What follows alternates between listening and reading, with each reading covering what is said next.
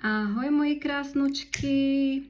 Dnes si urobíme výklad po slovensky. Dlho som už nerozprávala po slovensky, takže bolo by super urobiť aj po slovensky výklad, keďže vás tu mám aj Čechov, aj Slovákov. Dnešné téma si dáme, keďže ste ma oslovili s touto témou viacerí už. Dnešná téma je, či sa k sebe vrátite. Vrátite sa k sebe. Vyhodím dve tarotky, potom opäť dám, aké tam sú emócie medzi vami a hodíme si aj transformačnú kartu. A opäť hĺbkový výklad bude na mojom Hero. Tak, dáme dve tarotky. Vrátite sa k sebe.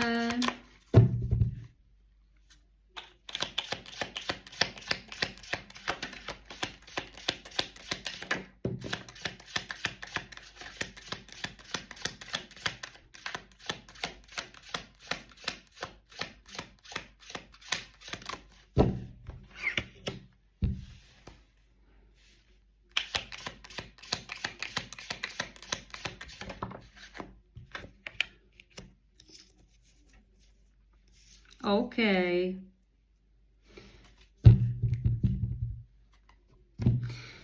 Máme tu kartu Kráľ holí.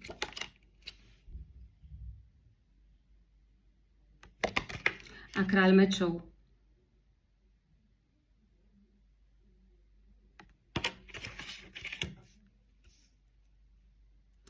Vyhodím ešte karty emócií.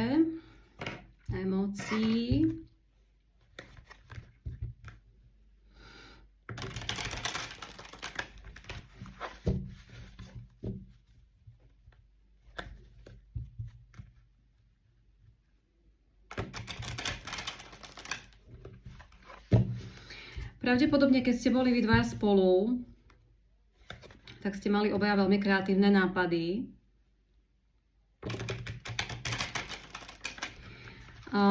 Povedala by som, že medzi vami bola aj veľmi veľká vášeň.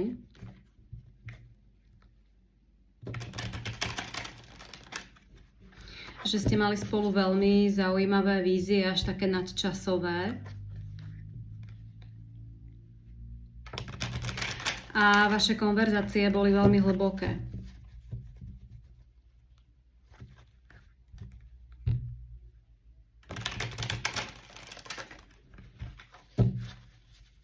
Vaše debaty boli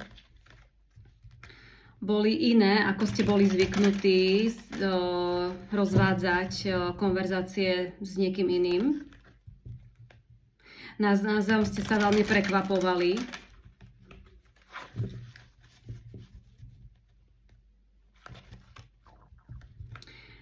A v tejto chvíli, na tomto základe tu vnímam človeka, ktorý uvažuje nad svojimi ďalšími plánmi, ktorý je veľmi podnikavý. Je to taký ten energia ohňa. Je to ohnivý, tento človek môže byť v ohnivom elemente. Je to veľmi vášnivý človek, veľmi podnikavý človek.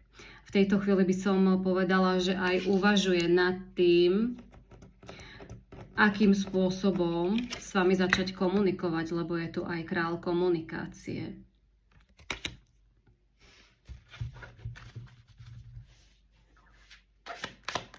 Aké emócie sú medzi vami? Tento človek to má na mentálnej úrovni veľmi dobre zrovnané, hej?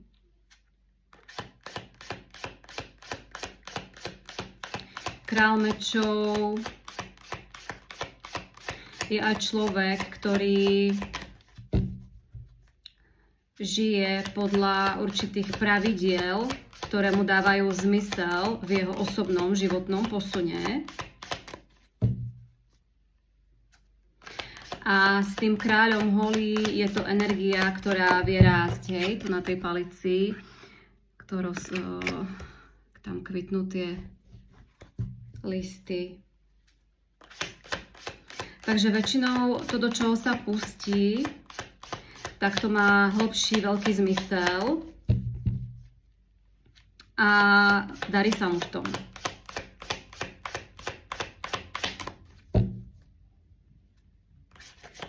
OK, aké sú medzi vami emócie teraz?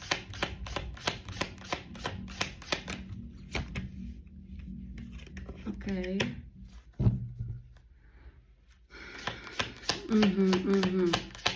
Tento človek z jednej strany je veľmi komunikatívny, ale tá jeho druhá stránka je veľmi introvertná, je taký, sťahuje sa do seba, ako keby, hej, hamblivý. Na jednej strane z neho ide taký ten vášnivý oheň, zapálenosť, ale z druhej strany je veľmi introvertný, rezervovaný, opatrný, možno až plachý.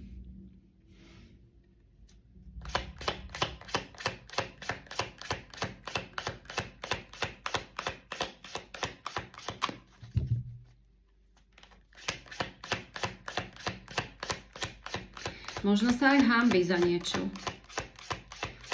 Tento človek.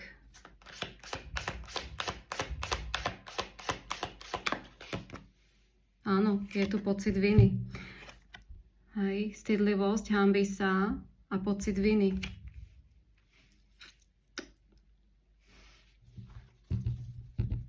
Otázka bola, či sa k sebe vrátite, hej. Tento človek sa cíti veľmi previnilo, odpovedne, možno aj má výčitky, prípada si nie je dosť dobrý, hej, vina, špatný, odpovedný. Vyzerá to, že tento človek sa stiahol, hej, z tohoto vzťahu.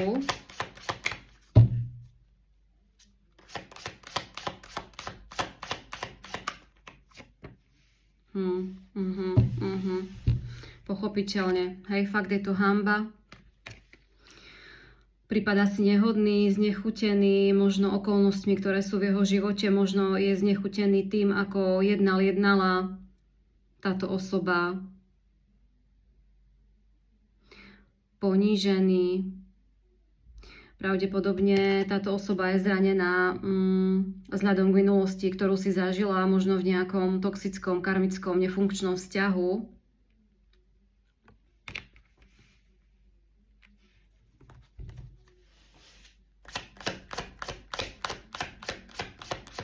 Je tu veľa pocitov viny. Tento človek sa úplne do seba stiahol.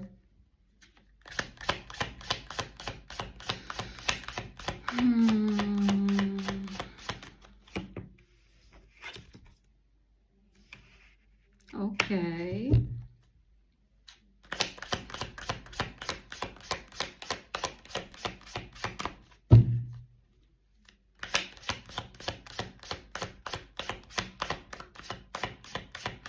Ale zároveň vás tento človek stále sleduje, hej? Sleduje vás, je zvedavý, je vami fascinovaný tento človek a zainteresovaný.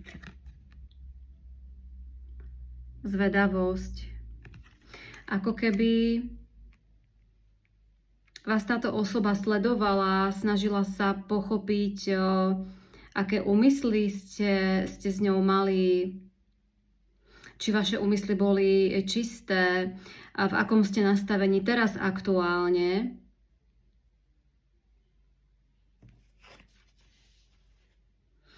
A vyzerá to tak, že táto osoba by chcela tento vzťah zachrániť, hej. Je tu úľava. Táto osoba aj vníma, že vy ako keby tá vaša energia ich chránila od tej ich temnoty, od tých jeho alebo jej strachov. Ako keby ste ich držali stále nad vodou. A fakticky je tu úvaha o tom, jak ďalej smerovať. Je tu obrovský pocit viny. Tento človek stále má tendencie sa sťahovať do seba.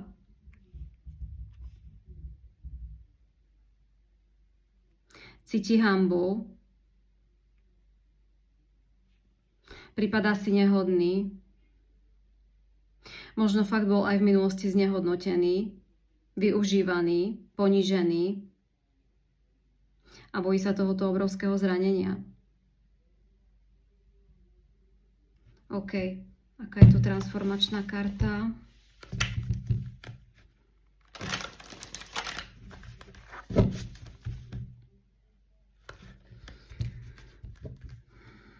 Vy obaja túžite potom byť zachránení, hej, ale pravdepodobne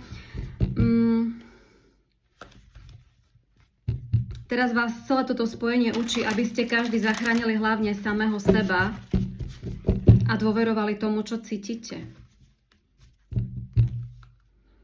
Hej, vy v tom odlúčení pravdepodobne ste niečo mali pochopiť, ale to budete vy vedieť. Čo vám to dáva?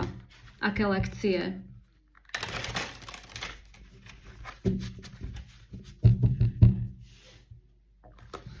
Vrátite sa teda k sebe.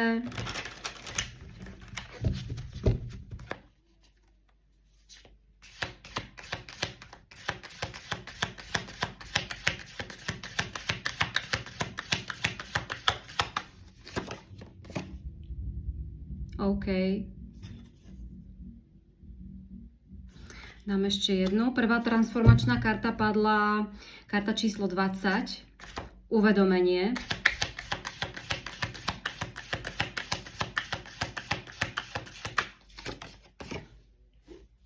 A druhá karta padla, karta číslo 8, vmešování, to znamená, ako keby tam bol niekto ešte zainteresovaný v tomto spojení, alebo nejaká situácia, alebo niečo, hej, tam niečo ešte to spojenie pravdepodobne blokuje, ale na to sa už pozrieme na mojom Hero. Takže keby ste sa chceli pozrieť na hlbší výklad, ako to celé dopadne, či sa k sebe vrátite, tak sa môžete pripojiť na moje Hero Jarka San.